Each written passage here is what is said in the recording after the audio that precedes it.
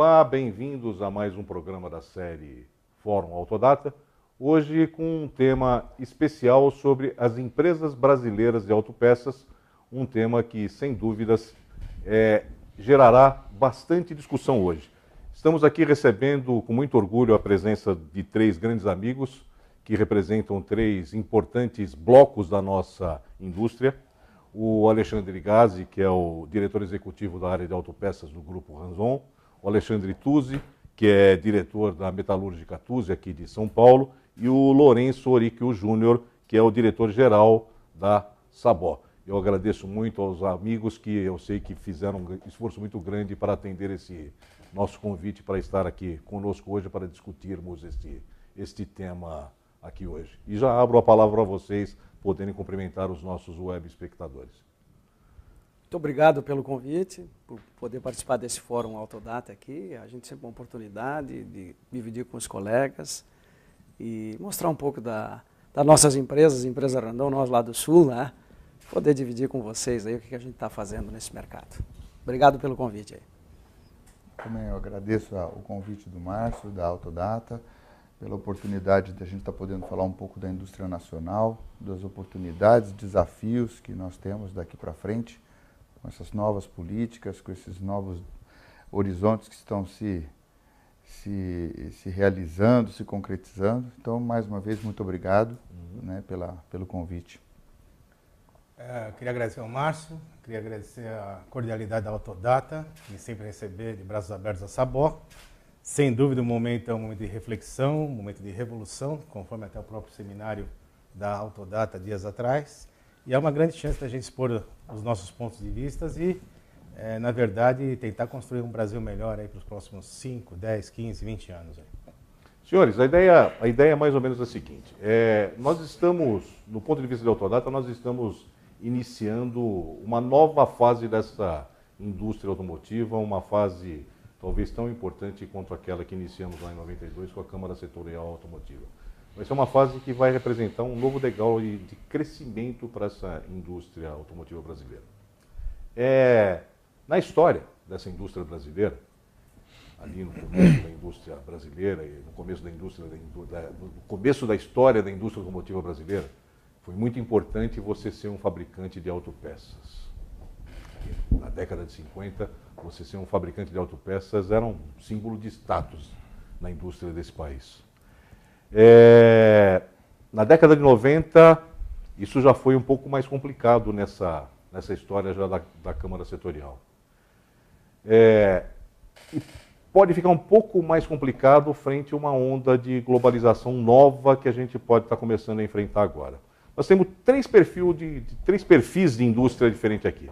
Temos um grande grupo industrial gaúcho, que é a Randon, né? Que é um grande grupo de empresas de autopeças, inclusive, né? Que é formado, além da parte de implementos rodoviários, né?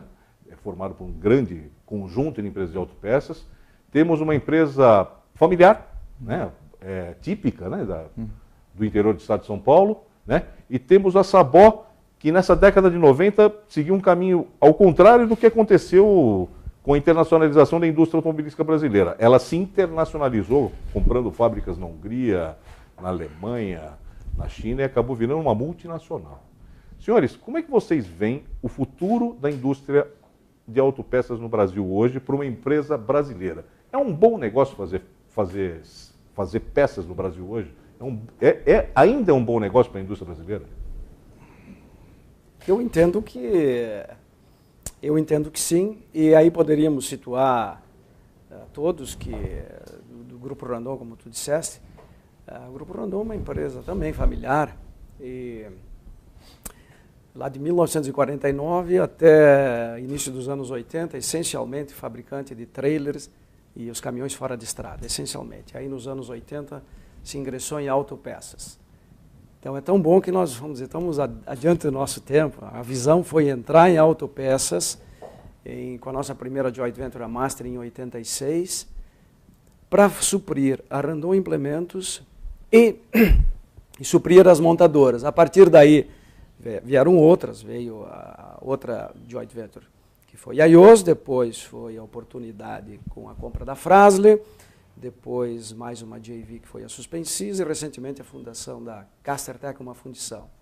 Então, se a Sabor foi para fora na época, a Randon ela fez um processo no contrário. Ela fez 3 joint ventures nesses tempos e trouxe o que tinha de melhor no mercado de fora para dentro. Sua parceria com a Meritor, na Master e na Suspensys e com a Jostwerk. E que nós temos a maioria. É o caminho inverso, porque muitas autopeças foram compradas. Você foi buscar tecnologia. Nós fomos buscar a tecnologia. Então, quando a gente diz, nós somos uma empresa global, eu diria que não. Nós temos presença global através dos sócios e somos internacionalizados através da Implementos e a Fras-le, que é um processo de exportadora para se posicionar e vender lá fora, internacionalizada com a Fras-le nos Estados Unidos, na China, com escritórios, a Randon Implementos, principalmente na América do Sul e África. Então, para situar, nós essencialmente somos fabricantes de autopeça para veículos comerciais, caminhões, ônibus e semi-reboques, que é a nossa origem, semi-reboques, né? E podemos dizer que hoje é um bom negócio. É difícil, é complicado, eu tenho a impressão que durante o debate a gente vai estressar um pouco mais competitividade, inovação, tecnologia. É aí nós apostamos. Tuzi, para você que é uma empresa que atua basicamente em mercado de reposição hoje, como é que funciona isso para a tua empresa? Bom, eu acho que dá para a gente observar bem o caminho que o mundo acaba conspirando e fazendo com que a gente trilhe, né? De um lado, a Sabor se internacionalizando, ou seja, estando próximo aos centros de desenvolvimento para trazer a tecnologia para poder estar atualizado com o que existe de mais moderno no mundo. O Grupo Randon, por sua vez, trouxe da mesma forma, né, a tecnologia, fazendo parcerias com empresas lá de fora que estavam próximos aos seus centros de desenvolvimento para poder estar com essa tecnologia em mãos. Bom, existe uma outra modalidade, né, que a gente acaba se situando nessa outra modalidade e que a gente se identifica muito. A Tuzi, por sua vez, apostou numa verticalização, né, onde a nossa origem é uma laminação de aço, começamos com o processo de produção de aço. Aí, em 85, entramos para a produção de molas para suspensão, com foco no mercado de reposição. Isso evoluiu para o mercado agrícola, sistema de direção, forjaria, enfim. E aí, agora, com a construção da cearia, a gente busca sobreviver e ultrapassar esses desafios realmente com uma posição de verticalização, sem esquecer, inevitavelmente, que em determinados momentos, ou nós vamos ter que partir como a Randon e trazer alguns parceiros, né? Ou nós vamos ter que fazer como a Sabor e buscar nos internacionalizar. Isso para quê? Para que a gente possa sempre estar no meio daquilo que existe de mais moderno. Porque atuando ou não no mercado de reposição, isso não pode ser como o que sobrou do mercado, então você vai lá e faz uma reposição meio que para tapar um buraco de alguma coisa. Não é assim que funciona. A gente precisa realmente estar com foco um pouco em cada mercado, porque você também não pode colocar todos os ovos em uma única cesta. Você tem que ter um tanto de reposição, um tanto de OEM, um tanto de exportação. E para que isso ocorra de uma maneira mais equilibrada possível, é necessário que você tenha parceiros e tenha como captar isso. Né? Então, e esses desafios, como o Gazi falou, nós vamos acabar discutindo no decorrer do fórum, que são como que a gente chega até lá, na verdade. Como que uma indústria nacional, de capital nacional, de lastro nacional, que é o que hoje falta para a indústria de autopeça, né? É o lastro para que você possa captar recursos para o investimento, para que você possa ampliar a fábrica e ser competitivo, e automatizar, e exportar, e câmbio, e produtividade. Tudo isso faz um conjunto de situações realmente desafiadoras, mas que a gente acredita. Né? É um bom negócio? Difícil. Não é uma coisa que que, como na década de 50 ou 60, que a coisa era um glamour ser um fabricante de autopeça. Mas não é uma coisa que se fala assim, não, isso aqui, pelo amor de Deus, não quero participar mais desse negócio. Então, é assim que a gente vê. Urique, e no caso da Sabó? A Sabó peitou esse jogo ali já na década de 90, né? Apostou pesado, né? A gente estava conversando um pouquinho antes, né, Márcio, de começar, e agora na sua introdução aí, e o dia a dia nosso é tão corrido que a gente até esquece um pouquinho do passado, né? Então, na verdade, as revoluções que você falou é pertinente e é por aí mesmo. Nós estamos numa segunda ou terceira revolução no setor industrial automotivo brasileiro, um momento diferente dos outros. Mas voltando um pouquinho na história, a Sabó nasceu em 1942, Sabó vai completar agora dia 22 de abril, 72 anos. E já nos anos 70, a Sabó iniciou as exportações para a Europa, principalmente para a Opel, em Rüsselsheim, na Alemanha, com produtos vendidos para a GM Brasil na época, que intensificou. Depois disso foi Volkswagen, Wolfsburg, Audi, Ingolstadt, durante os anos 70, principalmente já pensando em estar presente nas casas matrizes de desenvolvimento de uma Volkswagen, de uma Audi, de uma General Motors, para quando esses produtos estivessem chegando no Brasil, a Sabó estivesse presente. Então essa foi na era de 70. Na era 90 veio realmente a revolução industrial, onde uma Cofap foi vendida para a Magnete Marelli, uma Metal Leve foi vendida para a Mali, uma Varga foi vendida para a TRW, e nesse momento a Sabó decidiu caminhar para o sentido inverso e adquiriu a Caco na Alemanha, com 3 fábricas na Alemanha, uma na Áustria, construiu em 2000 a fábrica da Hungria, no sentido de competitividade até de produtos da Alemanha, produtos de menos valor agregado sendo fabricado na Hungria. 2007, 93 ainda foi para os Estados Unidos, em Plymouth, Michigan, como um técnico comercial atendendo as montadoras, exportando já do Brasil. Em 2007, a Sabó North Carolina, em Lincolntown, North Carolina, e 2009 a China. Então, nós não temos dúvida que, se a gente for voltar um pouquinho, eu não tenho dúvida, eu estou há 32 anos na Sabó, e sempre foi difícil, e vai continuar sendo difícil, porém, eu não tenho dúvida que o mercado automotivo ele é importante, é interessante, e a gente vai continuar lutando cada vez mais, tentando se sobressair e estar presente nesse mercado. Agora, vocês concordam que o mercado brasileiro hoje ele é consolidado como um dos maiores mercados do mundo e que isto abre chances muito grandes para vocês? Aberto para qualquer um de vocês responder.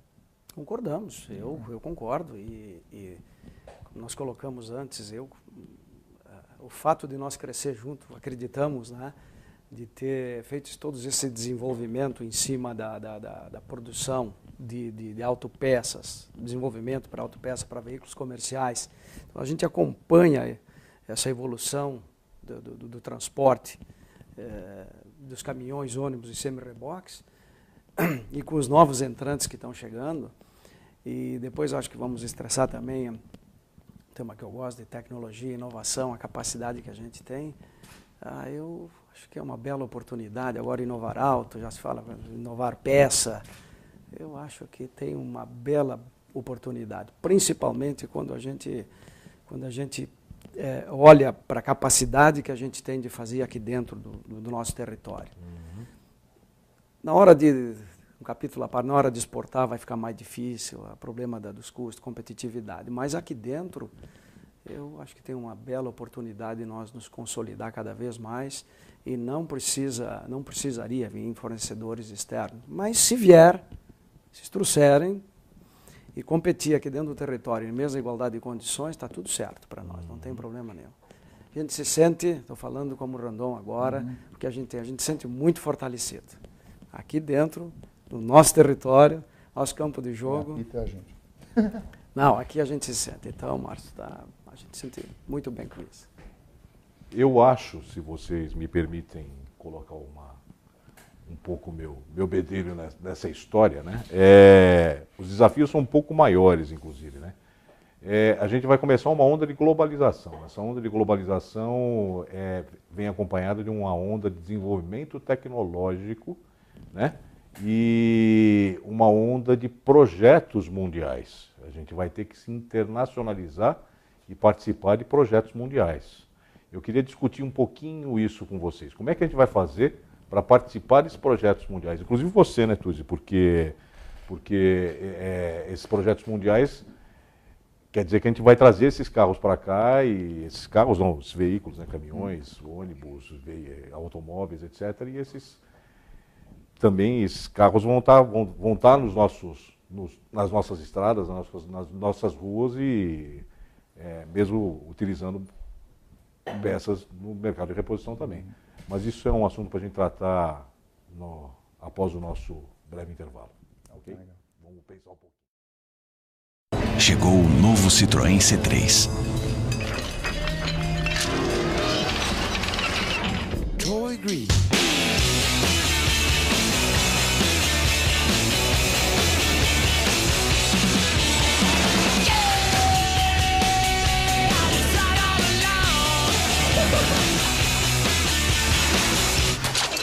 Novo Citroën C3. É muito mais C3. Citroën Creative Technology. Bem-vindos novamente a este Fórum Autodata, hoje com a presença das empresas brasileiras de autopeça. Senhores, fechamos nosso último bloco falando da necessidade de tecnologia, né? Teoricamente, o Brasil entra numa nova fase de globalização da indústria agora, uma fase que já começou ali no ano 2000, com produtos globais chegando aqui até em função de uma necessidade de competitividade da indústria automobilística nacional agora. Como é que isso vai refletir no negócio de vocês? Como é que vocês vão entrar dentro dessa nova fase de globalização? Como é que vocês vão participar desses projetos globais de agora em diante? O que é pior, né? Ou melhor, né? Tudo isso deve ser intensificado com o tal do Inovar Auto, né? Que vai obrigar as montadoras a trabalharem com índice de nacionalização mais alto, em teoria. Ou seja, elas teoricamente vão ter que chegar aqui com esses projetos globais e com peças nacionais. Como é que vocês vão entrar nesses projetos globais? Porque, teoricamente, vocês teriam que estar participando desses projetos desde o seu nascedouro.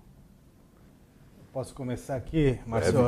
Na verdade, é isso mesmo. Particularmente, no caso da Sabor, onde você tem lá vedações, retentores, sistemas de vedação, juntas, selos de bomba d'água e bonde piston seals para transmissão automática, o desenvolvimento dessas peças aí com toda a tecnologia existente hoje, elementos finitos, DOE, não é menor que 2 anos aí para você desenvolver uma transmissão.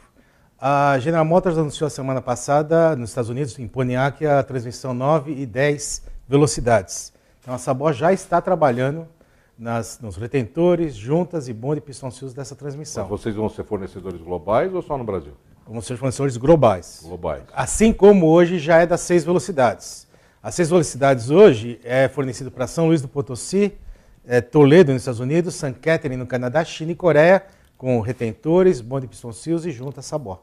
Então, é fundamental, tanto para as empresas brasileiras internacionais, multinacionais, sistemistas, como para as empresas brasileiras nacionais, que você tenha o domínio na casa matriz dessas montadoras. Ou seja, essa chegada dessa nova onda de globalização para vocês aqui é interessante. Sem dúvida. Porque vocês, inclusive, vão acabar intensificando o próprio negócio de vocês. O GM 700, que agora é fabricado na Tailândia, ele foi desenvolvido e é fornecido pela Sabor, exportado para a Tailândia há 2, 3 anos. Agora, vocês são um ponto fora da curva em relação ao fornecimento de automóveis, porque vocês já são uma empresa internacional. Um conselho teu para uma empresa que não é internacional como é a Sabor? Então, quando eu falei para você que, na verdade, a revolução aconteceu em 1990, 91, 92, com o caminho oposto da Sabor, mas, na verdade, ela aconteceu lá em 70, quando a Sabor já exportava para a Opel, para a Volkswagen e Wolfsburg, no sentido de estar up-to-date com a tecnologia e de também trazer o produto quando ele viesse para o Brasil. Aquela época era mais demorado. Então, aquele tempo levava 10 anos para o produto up-to-date chegar no Brasil. Eu não tenho dúvida que hoje esse produto vai chegar on time, no Brasil, na Alemanha, na China, né, para ser produzido. E aí você tem que estar presente. Conselho que eu daria, tem 2 conselhos. Um é a sua presença nesses centros de desenvolvimento. Estamos falando de Volkswagen e Wolfsburg, estamos falando de Audi Ingolstadt, estamos falando de Opel Hussenscheid, estamos falando de Ford Colônia e Fiat Turim. O outro é você ter acordos de tecnologia com fabricantes aprovados nesses lugares aí, na parte de qualquer que seja a peça, anéis, pistões, vedações. A única forma de você estar presente nesse mercado futuro aí. Eu acho que é o caminho meio inevitável, são parcerias. Né? Não tenho dúvida. Para ser mais rápido, até porque para você ter um domínio desses clientes lá fora é muito difícil. É porque o caminho da rapidez é meio inevitável. Não tenho dúvida. A velocidade de desenvolvimento é muito alta. Que no passado não existia, né? No passado você tinha mais tempo. Hoje não. No caso da Randon, nós estamos falando de veículos comerciais. Vocês já estão participando desses projetos globais ou não? Estamos. Sem que pareça, Márcio, uma gauchada, como se diz, né? Nós já estamos há bastante tempo investindo.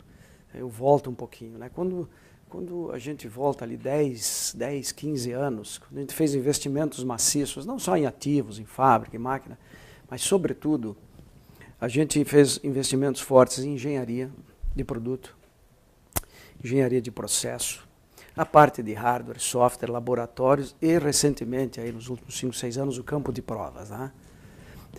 Como é que a gente participa? Primeiro, através dos nossos sócios lá fora, porque nós temos engenheiros residentes fora. E nós temos alguns engenheiros residentes dentro das montadoras. No caso específico de freios, vamos falar, então a gente está, quando a plataforma vem dos veículos, a gente participa direto. Até porque tem o nosso parceiro Mérito, o eixo de tração. Vocês já fizeram esses acordos que ele falou lá na década de 90? Nós fizemos lá atrás. Exatamente. No caso de suspensões, aí o veículo, tu não consegue fazer o veículo de plataforma global. Eu não trago um veículo de um outro país para cá e funciona. Não, eu preciso adequar ele, tropicalizar ele. E aí nós temos que considerar a nossa legislação, peso por eixo, e aí tem que falar da infraestrutura do Brasil, das estradas, não dos tapetes americanos e alemães, mas podemos falar da nossa estrada que vocês conhecem bem. Então aí nós temos condições de oferecer para os nossos clientes produtos adequados a esse mercado. Com tudo aquilo que eu falei, né, de estrutura que a gente tem de oferecer produtos adequados. Quando tu fala, por exemplo, de uma Fras-le, materiais de fricção, nós temos, de novo, né, sem querer parecer muito, os melhores laboratórios no mundo na área de fricção. Né? Então, quando tu pega materiais de fricções com o freio, junto com toda a parte da IOS de acoplamentos, suspensões e eixos, que o nosso produto é embaixo do chassi ali, todo ele. Né? Isso que nos dá muito mas orgulho, sabe, de ser uma empresa nacional, tem algumas parcerias, mas o controle nosso, de poder oferecer para todas as montadoras. Eu sempre separo de caminhões e ônibus e semi-reboque, porque semi-reboque, o pessoal via muita gente fabricando semi-reboque, é uma coisa, semi-reboque. Né? Semi-reboque é um negócio regional. Vocês não vão encontrar fabricante de semi-reboque no mundo, assim, um fabricante que esteja em todos os continentes globais. Não existe isso. Mesmo nos Estados Unidos, mesmo na Europa, mesmo na Ásia, aqui no Brasil ou na América, é muito regional. Então, oferecer produto para o semi-reboque e oferecer produto para os caminhões e ônibus, nós já estamos participando. Então, a gente, de novo, veja que eu insisto muito nessa de robustez que a gente tem de participar dos projetos com as montadoras, essa globalização que tu fala, se vier fornecedores, que já tem alguns, aqui, mas o campo de jogo aqui dentro do Brasil, a disputa é boa. E no teu negócio, Tuzi, como é que isso vai acabar influenciando? Bom, da mesma forma que o Gazi comentou, e o Oríquio também, a parte de tecnologia e inovação é uma coisa que é inevitável, né? A Tuzi também vem investindo muito em centro tecnológico, tentando estar um passo à frente daquilo que realmente já existe disponível no mercado. Né? A dificuldade que a gente vê, e isso vem no final do primeiro bloco, em como que nós vamos conseguir fazer com que isso se torne realidade, realmente é o complexo de políticas que precisam existir para a indústria nacional, básica nacional, porque nós estamos falando de uma empresa que já está lá fora, de uma empresa, de um grupo que já tem uma série de associações consolidadas de um determinado porte. Quando você vem para uma empresa da base, né, que não estou falando de um produto que tem nanotecnologia, eu estou falando de um produto um pouco mais bruto, como é uma forjaria, como é uma laminação de aço, como é um processo um pouco mais na base da cadeia, isso ainda depende muito realmente de condições para que a gente possa investir mais. Para que a gente possa realmente estar atualizado com tudo isso. Porque é difícil uma empresa, não por ser familiar ou não, de capital nacional ou não, mas você conseguir lançar mão de recursos de financiamento, de investimento. Por exemplo, nós estamos montando um centro tecnológico. A duras penas. Nós estamos fazendo isso. Quer dizer, você não tem uma política industrial onde fala assim, olha, não, a empresa nacional tem que ser parruda, tem que ser realmente forte para poder estar atendendo a demanda, seja do Grupo Randon, seja da Volkswagen e assim por diante. Quer dizer, a captação de recursos para que você invista fortemente nisso e se torne um top dentro do mercado mundial, aqui no Brasil não existe. Essa é a grande dificuldade. Porque eu falo assim, competência nós temos. Empreendedorismo nós temos. Né? O sangue batendo aqui dentro, falando assim, olha, vamos fazer, porque isso eu sou capaz, e eu posso estar na frente, e pode pedir que a gente chegue lá. Isso tem, mas falta aquilo que você vai lá para pegar o dinheiro para fazer um investimento em... As condições as condições de se tornar, não só a Sabó. Tem que ser a Sabó, tem que ser a Tuzzi, tem que ser a Randon, tem que ser... E N empresas nacionais que realmente... fortes, bem intencionadas, com sangue no olho, que podem ser multinacionais também. E aí você bate num ponto interessante, né? Porque falta uma parte do inovar alto aí, né? Falta o tal do inovar peças, né? Discuti outro dia com o pessoal do Banco do Brasil, eles têm recursos para financiar o pessoal de autopeças e eles não conseguem chegar a um acordo ou um entendimento com o setor em como repassar esses recursos. Porque eles precisam de algum tipo de garantia e não conseguem chegar a um acordo, né? Que tipo de incentivo e como é que a gente pode chegar a um acordo no ponto de vista de vocês? O que pode ser feito para ajudar vocês? Do ponto de vista de vocês, porque o pessoal de Tier 2, por exemplo, é um problema nessa cadeia hoje. A gente sabe disso. Né? O 3, então, o 3, então, né? Nossa, é um absurdo, né? Sabe? Olha, e precisa de ajuda realmente para poder alavancar isso. Olha o que está acontecendo agora, falando de recurso, investimento, mas 2011 foi aquilo que a gente viu, né? Que era para ser a pré-compra, foi a pré-produção. 2012 caiu. E aí o pessoal teve que se adequar, né? Para sobreviver. Né? Uns adequam mais rápido, outros menos rápido, aí ajusta a mão de obra, aí tem muitos importados, aí eu não vou mais investir, e aí segura. Olha o que nós estamos vivendo agora, eu tenho a impressão que está todo mundo, muita gente sofrendo com a cadeia de fornecimento. Por quê? Porque tem uns que têm acesso aos financiamentos mais fáceis, tem uns que têm mais dificuldade, porque questão de crédito, quem é que vai dar o crédito? Né? Então tem que se abrir um canal aí para que se possa dar condições para o Tier, alguns Tier 1 também, 2 e 3, para poder fazer isso. Porque o erro clássico que esse pessoal tem feito, Tier 2 e 3, tira o dinheiro do capital de giro para botar em ativo. Sim. Porque ele tem medo de fazer investimento de longo prazo, porque ele fica com a dívida. Exatamente. E aí ele tira para, eu prefiro comprar porque eu tenho dinheiro. Isso é clássico. Aí depois o mercado sobe, ele vai no banco para pegar para o capital de giro, o custo caro. E aí vocês sabem que aí... Vira uma bola de neve. É clássico isso. Então, nós estamos vendo isso hoje, agora. Sim. Vai perguntar qual é o problema hoje? Podemos falar de custo, podemos falar. Mas hoje, agora, nós estamos com falta de peça. Mas como é que pode, né? Se nós estamos fazendo menos que 2011, todo mundo adequou para baixo. Nós temos uma certa... E aí, de novo, o mercado, né? Sim, mas vão acreditar que vai melhorar? Vamos, mas... Eu concordo com os dois Alexandres, né? Mas particularmente com o Tuzzi, não tenho dúvida, esse é um grande ponto de atenção. Então, é um nó, né? Um exemplo, né? Só um exemplo. Hoje, os preços da Sabó Brasil, Sabó São Paulo, Sabó Mojimirim, eles são maiores que os custos, por exemplo, da mesma peça de uma Sabó Alemanha vendida por uma Opel ou por uma Volkswagen em Wolfsburg. Então, você pergunta, bom, qual é o problema? Número 1 é todo o impacto de impostos sobre toda a cadeia produtiva. A mão de obra nossa, se você pegar nos últimos 10 anos, você pode pôr um aumento real de 10% ao ano sobre a mão de obra. Na verdade, isso não é ruim, isso é bom. Né? Eu sou o primeiro a defender o aumento da mão de obra. Mas não tenha dúvida que ela tem que estar amarrada a um aumento de produtividade também. Sim. Então, inclusive, eu tive na reunião da automecânica inicial com a Autodata, falando de 10 milhões de investimentos nos próximos 5 anos em Mojimirim, justamente nessa linha. Para ficar um pouquinho mais claro do que nós estamos falando, se você tem em Mojimirim ou em São Paulo produções aí, um operador produzindo 2 ou 3 cavidades ou 4 cavidades, hoje na Alemanha eu tenho o mesmo operador trabalhando com 16 cavidades. Então, essa automação, essa evolução em processo, você não tem a dúvida, ele tem que ser com investimento.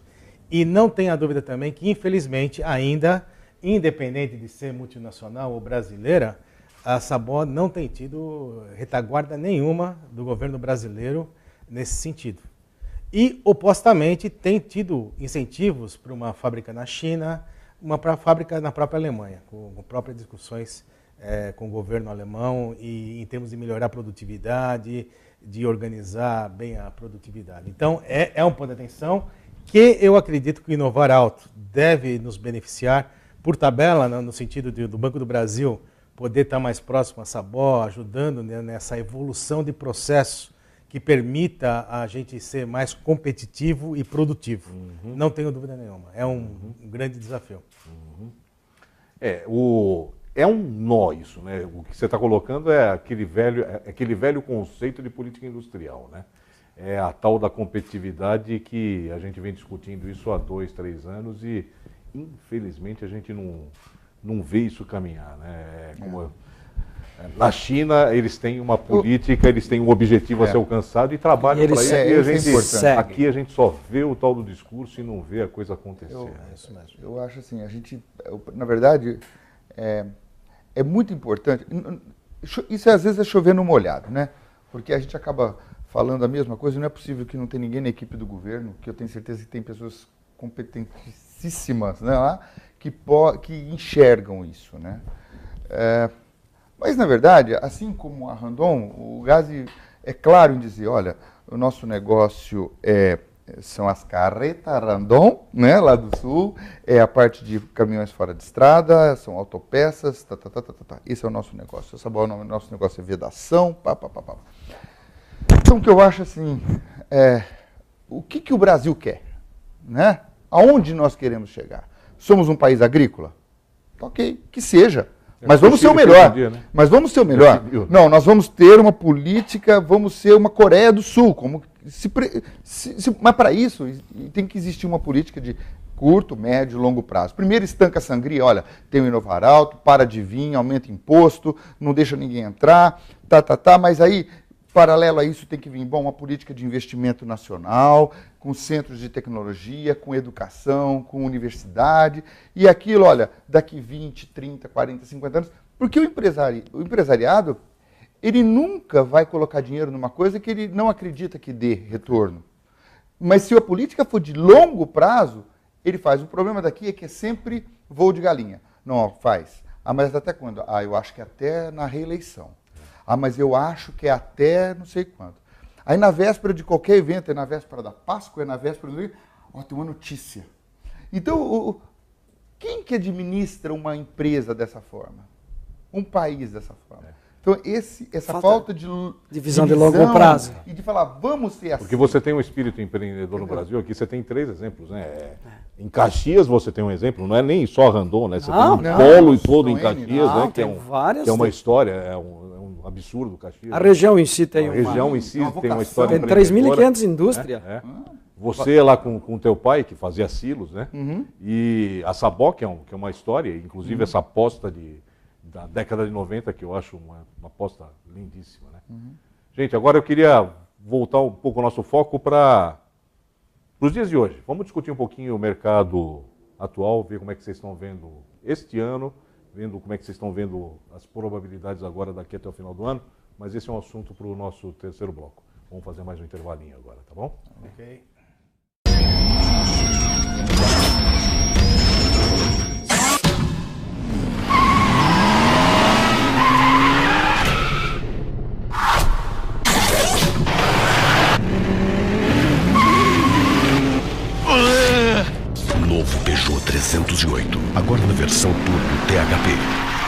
aprovado no teste Gustavo Kirten de performance. Conquiste sua vida com estilo. Olá, bem-vindos a este terceiro bloco do nosso Fórum Autodata, desta vez discutindo as autopeças brasileiras. Nós, quando finalizamos o nosso bloco anterior, falamos que iríamos discutir agora um pouco do aspecto de mercado. Como é que vocês estão vendo este momento do mercado brasileiro? O sentimento que a gente teve, principalmente agora acompanhando a Automec, é que a gente está atravessando um momento que me parece ser um pouco mais positivo. Como é que vocês estão vendo esse momento do mercado? Como é que vocês estão vendo esta sequência até o final do ano? Aberto. Posso começar? Nós viemos de um ano bem difícil, né, 2012. De novo, sempre situando, né, que o negócio das autopeças nosso representa 85% para as montadoras, né? Então, nós somos no B2B direto ali, né? Quando caiu, como caiu 40%, os caminhões, semi-reboques caiu menos, 15, 17. É direto em nós, né? Isso bate direto. A parte que não bate, que é trabalho puro nosso, é a parte de reposição, né? Mesmo reposição, nós já estamos, nesse trimestre, em torno de 20%, comparando trimestre com trimestre, 20%, né? Tá bem. E a parte de semi-reboques voltou bem, estava quase nos níveis de 2011, não chegou lá, mas muito próximo, 60, 62 mil semi-reboques. 2011 foi 65 mil, bastante bem. E caminhões e ônibus está num nível também, a gente fala de 15%, está bem, comparado com 2012, né? Agora, essa é uma visão que a gente tem pelos releases das montadoras, porque ele está acompanhando, até a metade do ano, está bem. A gente tem uma interrogação, francamente falando, com o segundo semestre, mais para o final do ano. No negócio de vocês, particularmente pesados, a perspectiva das montadoras é fechar um ano legal, né? É fechar legal, por causa que a safra é recorde, 182, 185 milhões de toneladas, isso bate direto, né? Tirado na parte dos extra pesados e semi-reboques, é que ali, os commodities, mineração e grãos, bate ali, né? Agora, a gente costuma dizer, a parte dos veículos médios e leves é mais relacionada a consumo, né? E aí a história do consumo que a gente vem falando está se esgotando, né? Está relacionado ao consumo. Famílias, sobe de classe, gastam mais. Estamos ainda em pleno emprego, né? Mas a questão da economia, quando a gente olha o todo, o PIB não vem sinais. Era para crescer 3, terminou lá 0,9, 0,7 exatamente o ano passado, sei lá, próximo, menos de 1. Se ano se falava em 4,5, 3,5, quanto é que vai terminar? Quer dizer, a economia como um todo, sinais é de melhora, nós estamos bem mais otimistas. Isso é uma vantagem que a gente tem nas empresas Randon, que como nós estamos situados no nosso, alguns chamam de campus e condomínio, a gente tem um grau de flexibilidade para cima e para baixo, que se movimenta bastante bem, né? Tanto quanto desce, quanto como sobe, né? Então, nós estamos... Ou seja, vai ser melhor que o ano passado, né? Só vai ser melhor, vai ser melhor. Aquela história de cautela e caldo de galinha. Sabe? Vamos esperar um pouquinho até o meio do ano para ver o que vai acontecer no segundo semestre. Isso por enquanto está legal, mas vamos esperar até o meio do ano. Essa visão aí até a metade do ano, um pouquinho mais, está beleza. Depois, vamos acompanhando o próximo. Tá legal. Que foi falado há pouco. Qual é a visão de longo prazo? É melhor esperar. Tá legal. É melhor esperar. Bom, a gente vê um ano melhor realmente do que o ano passado. Realmente os números estão bem acima até do orçamento que a gente havia previsto, né? Tanto no mercado de montadora como no mercado de reposição. O número tem se mostrado realmente bem mais robusto, um crescimento mês a mês. A gente não sabe realmente até quando, né? Mas a gente trabalha com uma visão também que em virtude desse ano ser um ano meio que pré-eleitoral e nenhum, apesar do PIB estar sendo cada vez mais projetado para baixo, né? Mas a gente acredita que o ano que vem os números de crescimento da economia devem se mostrar mais atraentes para que realmente haja um processo eleitoral mais tranquilo. Então, e isso é uma partida lançada, quer dizer, não é como uma Fórmula 1, que é um arranque, mas tem que ser como uma Fórmula Truck, que é uma partida lançada. Então não adianta virar o ano com um PIB muito baixo, que senão o ano que vem ele não consegue alavancar um PIB mais forte para que o processo eleitoral ocorra de uma maneira tranquila. Então o que a gente vê? Um primeiro semestre realmente forte, um segundo se acomodando talvez no nível um pouco mais abaixo do que o primeiro, mas isso vai se manter para que no ano que vem a gente possa estar virando um ano bem mais parrudo, em virtude realmente do Brasil ter essa característica de ter seus ciclos de crescimento forte próximo aos períodos eleitorais. Quer dizer, isso é uma característica brasileira, né? Então a gente trabalha muito com o ano pré-eleitoral. A gente acha que para virar um PIB do ano que vem de 4,5, que eles estão falando, esse ano não adianta você virar com 1,5, senão você não consegue chegar nos 4,5 do ano que vem. Então, algumas outras políticas serão implementadas, deverão ser implementadas para que essa partida lançada ocorra. Então, essa é a nossa visão. Antes de chegar no Auric, mais uma pergunta para vocês. A gente tem algumas montadoras novas de caminhões chegando aí, né? Tem DAF, tem Sinotruc e tal, esse tipo de coisa. Isso já está refletindo aí no negócio de vocês? Não ainda, porque é um processo nós estamos participando, mas aí, acho que o Eurico falou antes em um desenvolvimento, leva 2, 3 anos, é isso mesmo. A gente já está com eles tempos diferentes, mas há 1 ano e meio já trabalhando, então até começar vai efetivamente dar resultado o ano que vem. Mas já tem conversa? Ah, sim. Já tem namoro aí? Não, nós já estamos... Paquerando mais tempo. Não, nós estamos... já ficando. A gente está ficando. Não. Hoje em dia a gente fica. Não tem mais. Sabe a história do omelete, o ovo, a galinha põe o ovo e o porco põe o couro. Nós já botamos o couro, aí não tem mais volta. Já botamos o couro ali. Já foi. A galinha põe o ovo e se manda, o porco deixa o couro. Não, nós já deixamos o couro inteiro ali, nós estamos juntos. Enterrado. O mercado de automóveis é um negócio um pouco diferente, né? Começou meio incerto no começo do ano por causa dessa história do IPI, aí o governo chegou, falou, eu não posso deixar esse setor automotivo cair, já postergou oficialmente até o final do ano, na minha singela opinião, vai até o ano que vem.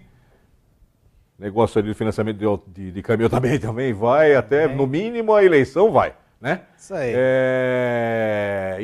A Anfávia já refez ali os cálculos de mercado de novo lá para 3%, 4%, já voltou para o normal. E as vendas já estão aí de novo batendo recordes de novo, já ficou para cima de novo. Isso aí. Como é que você está vendo? Sabó fez o planejamento aí para o orçamento 2013, na ordem de 3,85 de milhões de carros de venda, carros, caminhões. Com produção de 3.450. Não tenha dúvida, o primeiro trimestre é muito positivo, os resultados são satisfatórios, muito satisfatórios no primeiro trimestre. As montadoras começaram o ano com poucos carros no pátio, então teve uma aceleração, então tem linhas hoje trabalhando full para uma Volkswagen, Fiat, General Motors, Ford, que é o lado bom. Isso é o lado bom, inclusive algumas organizações, estruturações, principalmente em Mogi Mirim, no sentido de atender os programas, conforme o Gás tinha falado, no aspecto de que você tinha dado uma desacelerada, principalmente em caminhões, e essa boa da ordem de 40% do nosso faturamento são em pesados também. Né? A presença de pesados, inclusive, Suspensis é uma das grandes clientes da Sabó. Então, 2013 eu acredito que está no caminho correto. Temos que dar foco na área industrial, eliminação de desperdícios, no sentido de melhorar ainda mais a produtividade, a rentabilidade dos nossos produtos. Então isso é um grande desafio, tanto em São Paulo como em Mogi Mirim, para a Sabó. E é nessa linha que a gente está caminhando, acreditando que a gente possa crescer 5% esse ano em relação ao orçamento do ano anterior. Isso no Brasil, sendo que 20% do faturamento ele ainda é exportação, produtos de alta tecnologia, nanotecnologia, como a junta, alumínio e metal, que eu havia comentado, das transmissões Ford e General Motors Mundial, 6 velocidades. Então, isso daí não tem saída. Continua sendo o Brasil, uma linha muito complexa e que hoje ela é rentável. Você tinha falado desse investimento lá em Mogi Mirim, você tinha falado que é um investimento em produtividade. Produtividade. Né? Como é que está o Brasil hoje? Como é que está a fábrica de vocês nesse contexto de produtividade hoje? Que a sensação que eu tenho é que a gente sempre tem muito que avançar nisso, né? Mais ou menos. Eu diria que a gente tem aí uns 60% para avançar. Esse programa de produtividade começou em 2011, final outubro de 2011, a Sabor decolou esse projeto, inclusive trazendo algumas soluções hoje da nossa fábrica da Alemanha. Aquele comentário que eu fiz para você, onde eu tinha um operador trabalhando com 2 cavidades, hoje eu tenho máquinas trabalhando com 16 cavidades. Então, hoje, por exemplo, o Mojimirim está com a 30%, 40% pronto nesse sentido, e esses 10 milhões que eu comentei de investimento em Mojimirim nos próximos 5 anos é justamente para você completar os outros 60% nessa linha, em termos de produtividade. Não tem saída. Para você poder fornecer num pequeno, médio prazo, você é obrigatório a melhoria de produtividade e competitividade. Mesmo porque a própria Autodata andou publicando, hoje já existem as próprias montadoras trazendo aí cerca de 50%, da ordem de 50% de peças importadas. E não, diria que não só montadoras, os próprios Tiers 1, Sabor é um Tier 1, mas Tiers 1 internacionais também montando somente conjuntos no Brasil, trazendo todas as peças de fora. E isso a Sabor não quer fazer. A metodologia da Sabor, o driver da Sabor é que cada país vai fazer peças para o seu local, exceto se você for uma linha muito complexa, que é o caso da junta alumínio e borracha, que hoje forneço tanto para México, para Estados Unidos, Canadá e Canadá. Então, para você mandar essa linha hoje para os Estados Unidos é muito complicado. Então, essa linha fatalmente continuará em São Paulo. Tá? Então, esse é o driver da Sabor. Lá em Caxias, como é que está esse problema? Nós, eu costumo dizer lá dentro, a gente tem que fazer o nosso melhor dentro dos nossos portões, dentro das paredes nossas lá. Independente do que acontece fora, nós temos que ser os melhores lá, né? Então, quando a gente compara a nossa produtividade, que tem como comparar com as empresas pares, tanto fora e aqui, dá para dizer que a gente tem um bom nível de produtividade. Mas não está bem, gente. Nós temos que reconhecer que não está bem. Ano após ano, se no final do dia a produtividade é fazer mais com menos, e a gente não é uma ilha, tem que considerar a cadeia, porque eu dependo do fundido, eu dependo da chapa, eu dependo da mão de obra, eu dependo da energia. No final do dia, se eu não conseguir produzir aquele produto, no final daquele ano, começa o ano e termina o ano, com 2%, 3% mais barato, eu estou indo para... mas aumentou a mão de obra 10% por causa de não sei o quê. Se tu não consegue tirar isso ano após ano, é o que está acontecendo. Eu diria, nós temos um bom nível, porque a gente tem investido bastante. Mas quando tu olha o todo, eu diria, não está bem, gente. Nós temos que parar de falar, o país não está bem em produtividade. Eu me atrevo a dizer que nós estamos indo para trás, gente. Se não estamos parados nos últimos 15 anos, quando fala geral. Quando olha para dentro, né, nós continuamos investindo bastante em automação, robotização, educação do nosso pessoal, mas isso é uma parte do processo, isso é uma parte. Então, e outra coisa é que a gente possa ser melhor aqui dentro e fora, através das entidades de classe. Nós precisamos nos unir. Através das entidades de classe, eu digo, o que adianta eu ser bom, nós como organização, nós somos bons, vamos fazer a peça, o produto, a suspensão, e na hora do portão para fora eu tenho um problema tributário, eu tenho um problema de logística, eu tenho um problema de demora, eu tenho um problema de papéis. No final, eu perco, porque eu faço parte dessa cadeia, né? Nós temos que, através das entidades, e a gente discute muito isso lá, ou da Sindipeça, ou da Anfave, ou lá de Caxias, o CIMEX, os sindicatos metalúrgicos, ou da Anfir, do Semi-Reboque, Federação do Rio Grande do Sul. Precisamos unir, trabalhar com o governo, diminuir toda essa burocracia intermediária, continuar investindo maciçamente em tecnologia, automação e educação do nosso pessoal. Essa questão da produtividade é uma questão mais e da automação aqui no Brasil. Ela não bate um pouco na questão cultural que a gente tem, na questão emocional? Eu vou me explicar um pouquinho mais. No final da década de 80, começo da década de 90, a gente falava o seguinte, o trabalhador brasileiro ele é barato e o robô era caro. O trabalhador brasileiro ele tinha um custo barato e o robô era caro. Hoje é o contrário, o robô no Brasil é barato e o trabalhador é caro. Né? Só que tem esse lado emocional. Você dispensar o trabalhador é um negócio, e substituir o cara por um robô é um negócio que Mas dói. qualifica.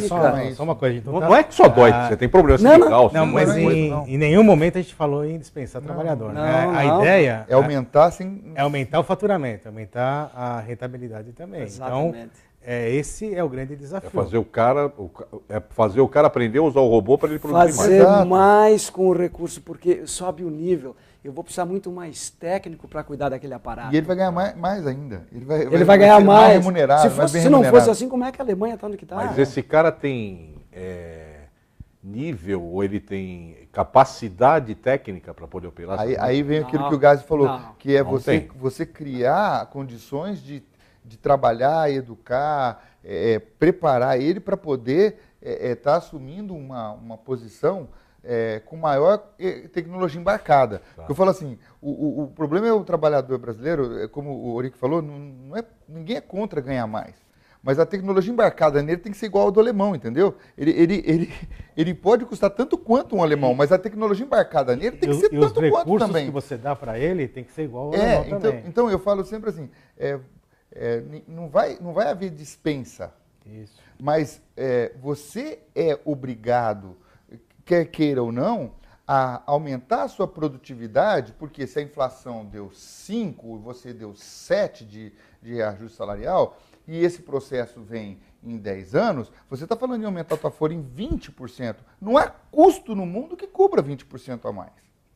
Não há, no mundo não existe. Você precisa diluir isso na produtividade. E o Brasil tem um outro detalhe que acaba atravancando esse processo da produtividade e talvez das automações, né? Porque toda automação ela vem de um processo de repetibilidade de um grande volume de peça. Quer dizer, se você também tiver lote muito picado, você não consegue automatizar também. Então você precisa de escala para você poder ser uma empresa com maior possibilidades de automação e poder ter mais trabalho nesse sentido. Então eu falo assim, os ganhos de escala também são importantes, porque senão, se você faz 10 pecinhas para, troca a máquina, 10 pecinhas, aí você não tem como sair do operador, porque isso te custa. Agora, quando que nessa boa eu em vez de fazer duas peças, eu estou fazendo 16, mas eu faço 16 milhões, você faz um setup de máquina e boa. Então, o problema de escala no Brasil também é importante. Olha, nós vamos fazer 4 milhões e meio, 5 milhões de automóveis em 2020? Vamos. Ok, legal. Então, dá para você investir em produtividade, em escala, em automação. Aí, para você ser cada vez mais competitivo, né? A desoneração da folha, só para colocar um ponto aqui. Das nossas empresas, nós tivemos 2 que a desoneração ficou mais cara. Porque nós já estávamos num grau de automação. Nós tínhamos pouca gente. Prejudicou um pouquinho nós. Ok, teve outras que muito mais mão de obra que se beneficiaram. Mas aquelas que já estão lá em cima, então essa desoneração também ela tem um lado perverso também. Quem já estava investindo bastante não ajudou nada. Não estão reclamando. Acho que o governo está fazendo o que pode, né, para aquelas indústrias com mão de obra intensiva, está fazendo. Mas foi como aparecem alguns problemas. Só completar, para finalizar a ideia, a gente fala, quando eu comento produtividade, na verdade é produtividade mesmo, mas é na cadeia como um todo, é isso mesmo. Então, você não tem a dúvida que é a educação do funcionário, é o crescimento do funcionário, e nesse particular, tem uma coisa interessante. Tirando um pouco a parte europeia, eu sou responsável pela fábrica dos Estados Unidos também. E, interessantemente, o funcionário brasileiro, ele é mais graduado que o funcionário americano. Porque o funcionário americano está acostumado com um salário médio lá normal, lá numa faixa normal, e ele se adapta a isso e não vai para a escola. Então, nós temos vários funcionários, tanto em Mojimirim como em São Paulo, que estão fazendo uma engenharia, uma administração, uma logística, e estão crescendo dentro da empresa. Isso é um negócio gratificante. Então, você perguntou do funcionário brasileiro, a criatividade do funcionário brasileiro é muito boa. Eu acho que a gente tem que ter o equilíbrio aí, né, entre a criatividade e a disciplina, mas é um ponto que dá um otimismo em termos de crescimento, porque não tenha dúvida, cada vez mais os empregados vão ter que ser mais treinados, mais preparados para esse desafio que vem vindo pela frente aí. Não tenha dúvida. E a gente ainda tem um outro problema que questão não só do operário, né? Tem a questão do engenheiro, né? Eu lembro de uma conversa que eu tive com o Tuzi uma vez, que era a dificuldade que ele tinha de contratar um engenheiro. Eu lembro dos salários que ele falava que ele tinha que pagar lá em Sertãozinho, que era um troço que me assustou. Deixa eu fazer uma propaganda aqui. Pode, deve. Você tem operário engenheiro? Não, já existe alguns. Existem, não, mas não era a dificuldade de nós ter engenheiros específicos para a nossa área, engenheiro automotivo, por dinâmica veicular, que é uma mexer com suspensão. O nosso pessoal lá de engenharia, temos alguns doutores lá, né? Formaram grupos, já estamos no 3º, desenharam um curso de engenharia específica com professores locais e aqui de São Paulo, reconhecido. Não tem nenhuma universidade brasileira. Já estamos no 3º grupo, engenheiros específicos de dinâmica veicular. Bacana. Nós estamos desenvolvendo o nosso pessoal, porque nem as universidades... Não tem jeito. Nem as universidades... Isso é estendido para a cadeia de fornecedores, não? Ou é só próprio para vocês? Ele já está querendo inscrever. É lógico. Porque eu falei, mas acho que é legal, né? Não, nós fizemos... 95% existe... das empresas random. Participou uma época o pessoal da Marco Polo, 23, mas por que não? Isso é uma coisa para nós avançar. Porque você fortalece o seu... Você vai estar ajudando o teu fornecedor. Não tem. Só para dizer como a gente é uma academia random. Não dá para depender do que está posto aí. Nós temos que ir criando as coisas, porque senão nós vamos ficar dependentes do que está aí, nós não vamos para frente. Perfeito. Senhores, eu diria que este foi o nosso fórum mais completo até esse momento, o que mais preencheu a expectativa daquilo que a gente queria discutir dentro desta ideia da gente discutir o que vai ser o futuro da indústria. E eu queria agradecer novamente a presença de vocês e abrir as nossas câmeras para que vocês pudessem agora mandar uma mensagem final aos nossos web espectadores. Vou começar ali com o Gazi. Eu tenho um amigo, ele tem uma doença importante, não é AIDS não, mas está bem controlada e tal, e os médicos dizem para ele, cara, continua firme aí que a medicina está evoluindo bastante. Nós em 5, 10 anos temos certeza que vamos chegar à cura do que tu tem. Então ele tem uma esperança e a medicina está trabalhando. Eu diria, nós temos esperança que nós vamos melhorar algumas coisas aqui nesse país. Quer dizer, nós continuamos acreditando e investindo. Ser o melhor dentro dos nossos portões. Para fora usar as entidades e não se entregar. Como se diz lá no Rio Grande do Sul, não se entregar. Obrigado pela oportunidade, Márcio. Bom, vou pegar um gancho que o Gazi falou, contou uma história, então também vou aproveitar a oportunidade de contar uma história também, que isso fortalece a gente, né? Então, meu avô, quando chegou no Brasil em 1924, né, chegou com uma bigorna, e daí passaram-se todo esse tempo e a gente, graças a Deus, estamos onde nós estamos. Mas ele tinha uma frase assim, que ele falava assim, sai sangue e entra arte, principalmente quando meu pai se machucava na bigorna, né? Então é mais ou menos isso, né? Quer dizer, a gente se machuca no mercado, mas entra a arte, entra a habilidade, entra a oportunidade que tem de crescer, de achar alternativas e caminhos. Então, realmente, eu acho que a gente tem que se juntar na Academia Randon e assim, a indústria nacional realmente se juntar e fazer um bloco realmente forte, capaz de competir. Ninguém quer tomar conta do mercado de ninguém. Existe oportunidade para todos. Mas que nós façamos um bloco realmente coeso, né, que façamos, a indústria nacional é forte, tem capacidade, inteligência e temos condições de concorrer com qualquer um que venha, desde que em condições iguais de briga. Então, é isso que a Tuzi tem para deixar. Beleza. Olímpio? Eu queria agradecer primeiro a oportunidade da Autodata, né, de estar com os amigos aqui da indústria brasileira, que realmente, né, nós somos perseverantes, é um grande desafio. Eu vou plagiar um slogan da TAM, né, meu? Então, na verdade, todos nós aqui temos orgulhos, primeiro de ser brasileiro, né? Então, quando a gente vê uma bandeira brasileira tremulando lá em North Carolina, ou em Heilbronn, na Alemanha, ou na Áustria, ou agora na China, eu me orgulho muito, sinto muito prazer nisso, né? Então, é muito bacana. E tenho muito orgulho de toda essa carreira construída na Sabó, a oportunidade que eu tive de construir a carreira na Sabó. O segundo é a perseverança e essa vontade mesmo. Então, agora voltando ao início da nossa entrevista, quando você, por que continuar?